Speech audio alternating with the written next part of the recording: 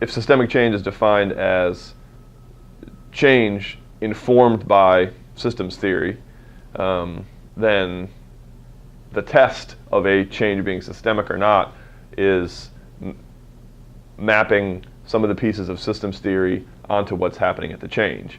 And are there multiple connections between systems theory and what's happening on the ground? And if so, that probably meets some sort of heuristic test of a change being systemic.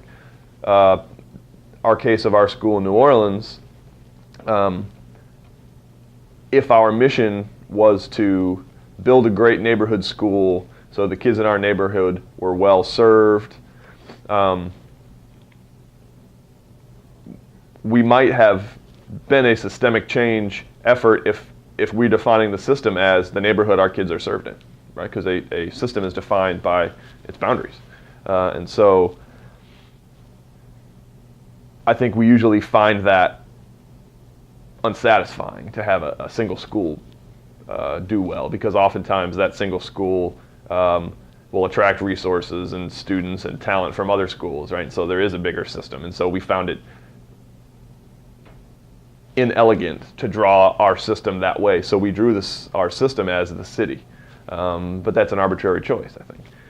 But the city of New Orleans presents all sorts of problems, but it's a much more self-contained entity than the neighborhood of the school is, and so because of fiscal and policy and governance structures, they generally reach that entire area. And so I don't think